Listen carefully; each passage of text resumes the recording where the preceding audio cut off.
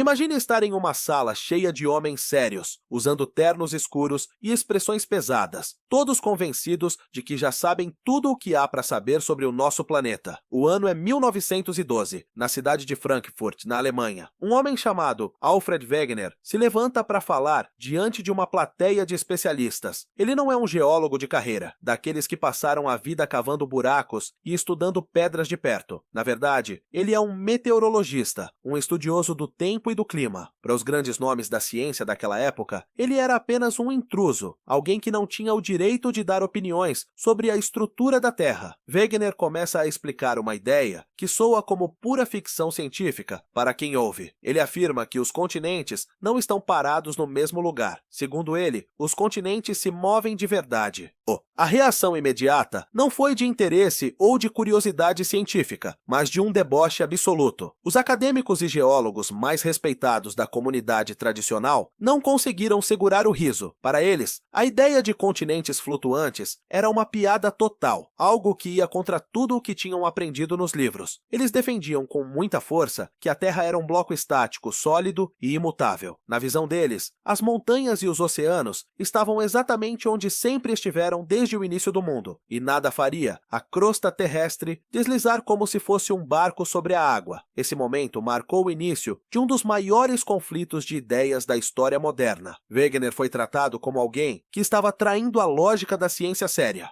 Ele foi ridicularizado publicamente por ousar dizer que o chão debaixo dos nossos pés não era tão firme quanto todos pensavam, mas enquanto os outros gritavam, apontavam o dedo e faziam piadas sobre sua falta de formação na área, Wegener mantinha uma calma impressionante. Ele não estava tentando inventar uma história bonita para ganhar atenção. Suas conclusões vinham de algo que qualquer pessoa poderia ver, mas que todos preferiam ignorar por puro orgulho. Wegener passou muito tempo olhando para os mapas mundiais que tinha em mãos. Ele começou a notar algo muito estranho nas linhas das costas da América do Sul e da África. Quanto mais ele olhava para o mapa, mais ficava claro que o contorno do Brasil se encaixava de forma quase perfeita no contorno do lado oeste da África. Não era uma semelhança qualquer.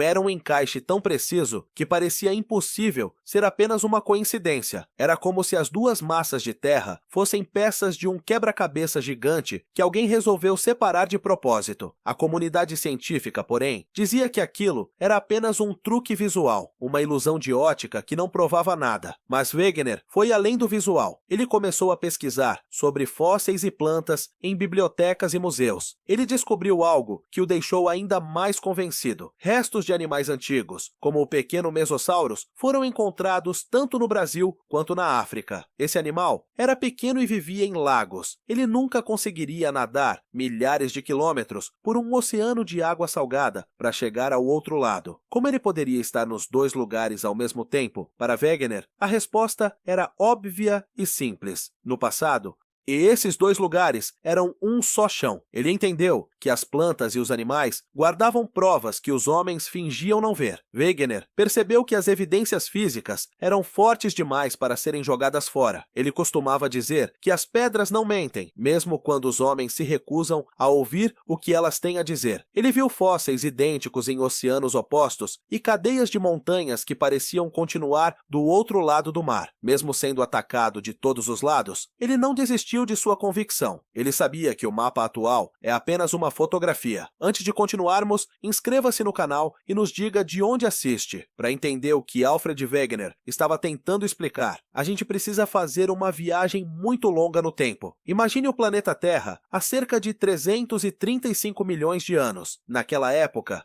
o mundo não tinha nada a ver com esse mapa colorido e cheio de divisões que a gente vê hoje nos livros de escola. Não existiam as fronteiras entre os países, não existiam as ilhas isoladas e, o mais impressionante de tudo, não existiam os grandes oceanos separando as massas de terra. Tudo o que hoje chamamos de continentes estava unido em um único bloco colossal, uma massa de terra contínua que os cientistas batizaram de Pangeia. Era um mundo sem divisões internas, onde o horizonte parecia ser feito de uma única e infinita planície. Ao redor dessa imensidão de terra firme, existia um único e gigantesco oceano global, chamado Pantalassa. Tente imaginar a escala disso. Era uma massa de água salgada, tão vasta que cobria quase todo o resto do planeta, sem nenhuma interrupção. Se você estivesse na beira de uma praia naquela era, não estaria olhando para o Atlântico ou para o Pacífico, mas sim para um mar absoluto que abraçava o mundo inteiro de uma vez só. Mas apesar de ter tanta água em volta, a vida no interior da Pangeia era um desafio diário de sobrevivência. Como o supercontinente era um bloco de terra absurdamente largo, a umidade que vinha do oceano Pantalassa simplesmente não conseguia chegar ao centro do território. As nuvens carregadas de chuva perdiam toda a sua água logo nas bordas, perto do litoral. O resultado disso era que o coração da Pangeia era um deserto imenso, árido e extremamente quente. Eram milhares de quilômetros de areia, poeira e rochas secas, onde o calor era constante e a água era o tesouro mais raro de todos. Mesmo com esse clima severo, a vida encontrava brechas para se espalhar e prosperar.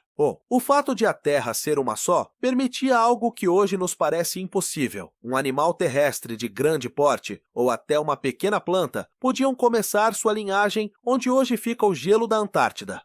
E com o passar das gerações, seus descendentes estariam vivendo no que hoje conhecemos como a Sibéria, na Rússia. Eles faziam toda essa travessia sem precisar cruzar um único metro de água salgada. As florestas de samambaias e os animais primitivos caminhavam por um corredor de terra contínuo. É por isso que, milhões de anos depois, Wegener encontrou fósseis exatamente iguais em continentes que agora estão separados por milhares de quilômetros de mar profundo. Naquela época, o mundo era um grande quintal compartilhado por todas as espécies. Mas enquanto a vida seguia seu curso na superfície, forças destrutivas e poderosas estavam trabalhando sem parar nas profundezas. A crosta terrestre da Pangeia funcionava como uma tampa de panela muito pesada sobre um fogo que nunca apagava. O calor intenso, que vinha do manto da Terra, ficava aprisionado debaixo dessa massa continental gigante. Como não havia muitas aberturas para esse calor escapar, a temperatura lá embaixo começou a subir de forma perigosa. Esse acúmulo de energia térmica começou a deformar a rocha sólida. Imagine o chão começando a estufar para cima, criando grandes barrigas na crosta por causa da pressão do magma que queria desesperadamente sair. A resistência das rochas era imensa, mas a força do calor interno era imparável. Com o passar de milhões de anos, a tensão se tornou insuportável e a Terra começou a dar sinais de que ia ceder.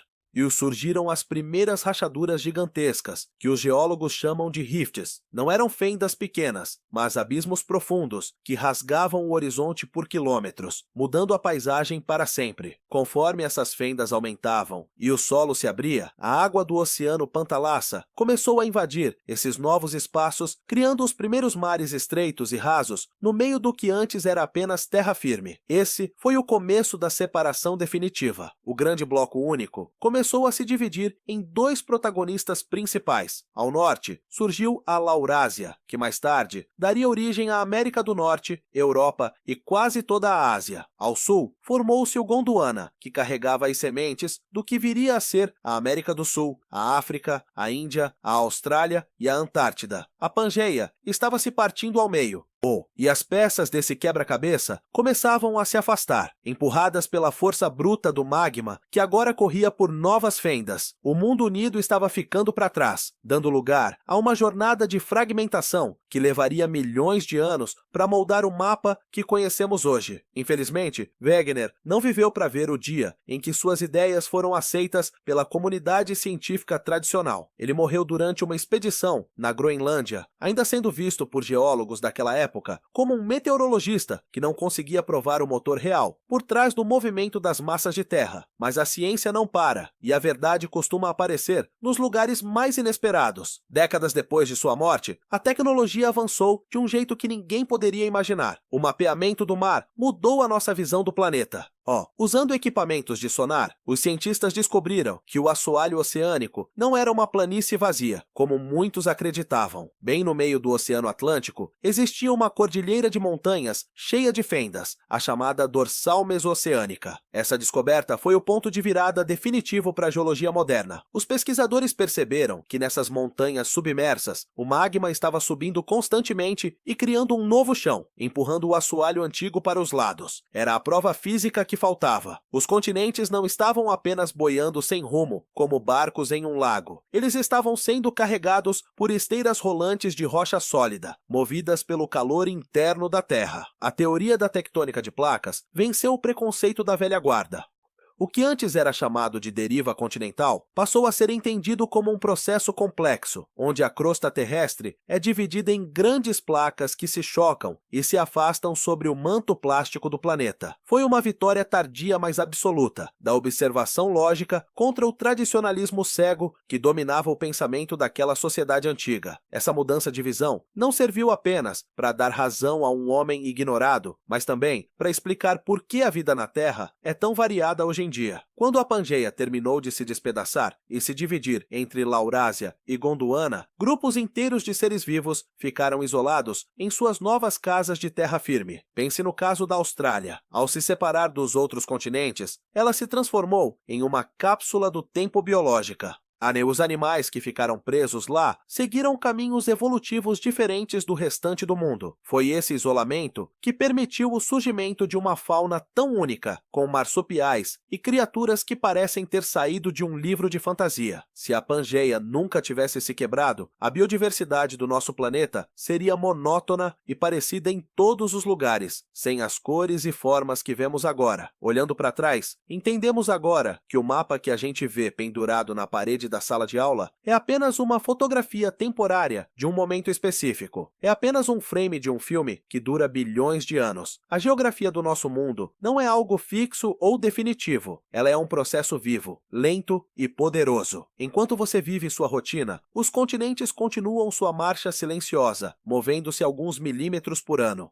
Pode parecer uma distância insignificante para nós, mas no tempo de vida da Terra, isso é o suficiente para fechar oceanos inteiros, destruir cordilheiras e criar novas montanhas, onde hoje é apenas planície. Nós vivemos em um planeta que está o tempo todo se reinventando por dentro e por fora. Onde hoje existe um mar profundo, no futuro distante pode existir uma cadeia de montanhas tão alta quanto o Himalaia. Onde hoje vemos países vizinhos, um dia pode existir um oceano imenso separando as culturas e os povos. Essa compreensão nos traz uma lição de humildade. Somos todos passageiros de uma jornada geológica que começou muito antes de existirmos e continuará seu curso muito depois que a nossa espécie partir. As rochas, como Wegener sempre defendeu, guardam a memória dessa dança lenta das placas tectônicas. No final das contas, o mapa do mundo atual é apenas uma das muitas faces que a Terra já teve e ainda terá. As peças desse grande quebra-cabeça colossal vão continuar se movendo, se batendo e se afastando, guiadas pelo calor que pulsa no coração do nosso mundo. É um ciclo natural, que não para nunca, porque o mapa do mundo é um quebra-cabeça que a natureza nunca termina de montar.